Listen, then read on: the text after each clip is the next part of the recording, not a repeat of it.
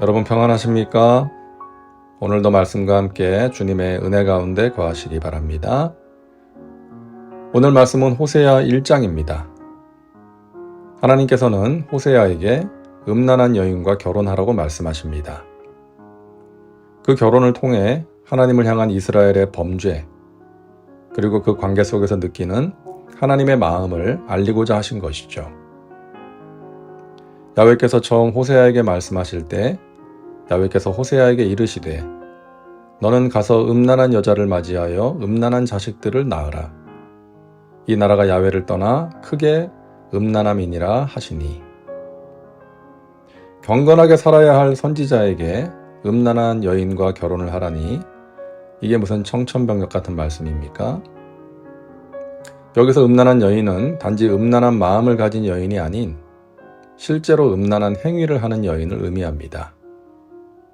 그래서 많은 성경학자들은 몸을 팔고 있던 여인, 창녀인 것으로 해석합니다.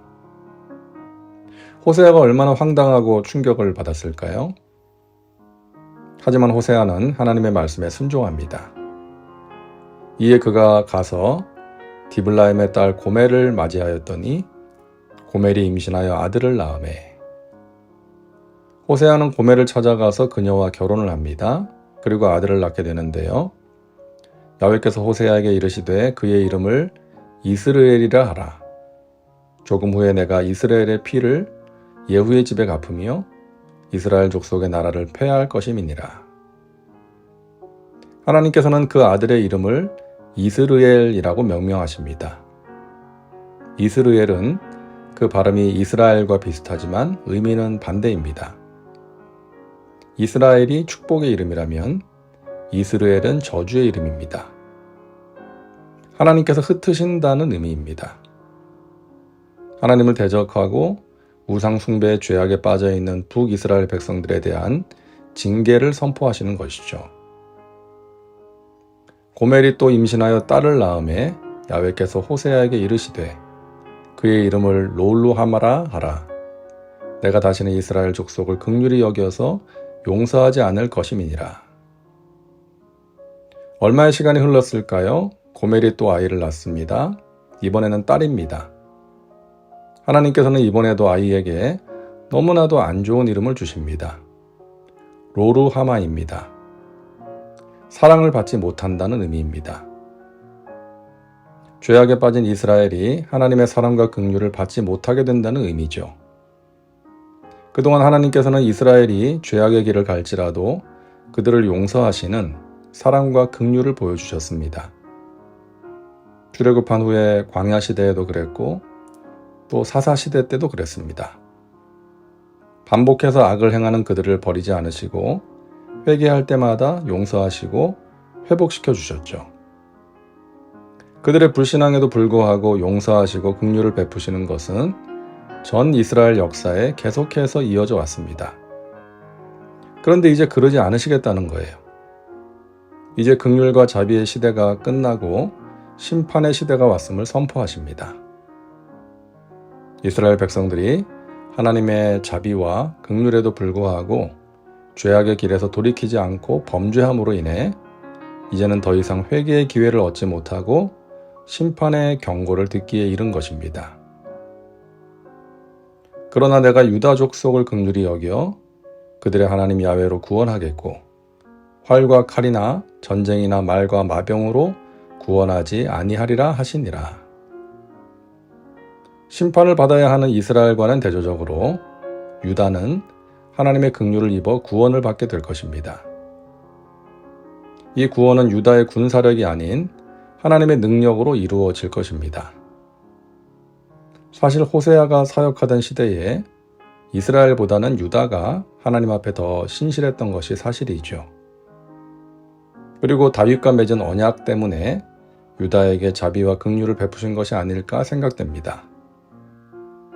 유다의 구원에 대한 이 말씀이 확실하게 이루어진 사건은 아수르의 왕 사네립이 대군을 이끌고 유다를 공격했던 때가 아닐까 생각합니다. 사네립은 히스기야가 다스리던 유다를 침공했죠. 그는 순식간에 유다를 점령했지만 예루살렘을 함락하지는 못했습니다.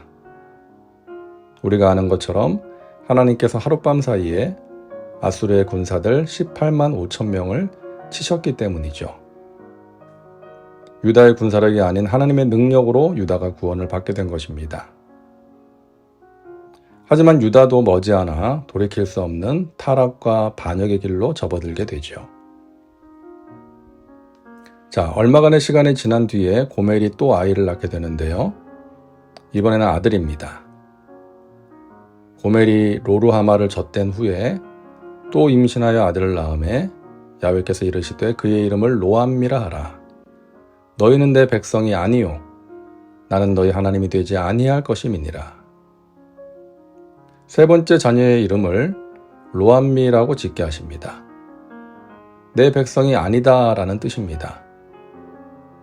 이 이름 역시 로루하마처럼 이스라엘의 정체성을 근본적으로 뒤집는 이름이었죠. 하나님과 이스라엘의 관계가 깨어졌음을 선언하시는 것입니다. 자, 그런데 갑자기 분위기가 반전이 됩니다. 그러나 이스라엘 자손의 수가 바닷가의 모래같이 되어서 헤아릴 수도 없고 셀 수도 없을 것이며 전에 그들에게 이르기를 너희는 내 백성이 아니라 한 그곳에서 그들에게 이르기를 너희는 살아계신 하나님의 아들들이라 할 것이라. 심판을 선언하시다가 갑자기 회복을 선언하십니다. 너희는 내 백성이 아니라 한 그곳에서 너희는 살아계신 하나님의 아들들이라고 선언하시겠다는 것이죠.